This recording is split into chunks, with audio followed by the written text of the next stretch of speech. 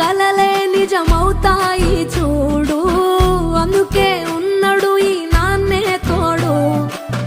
దశరథ మహారాజే నాన్నై పుట్టాడు, నువ్వు రాముడంత ఎదగరనేడు.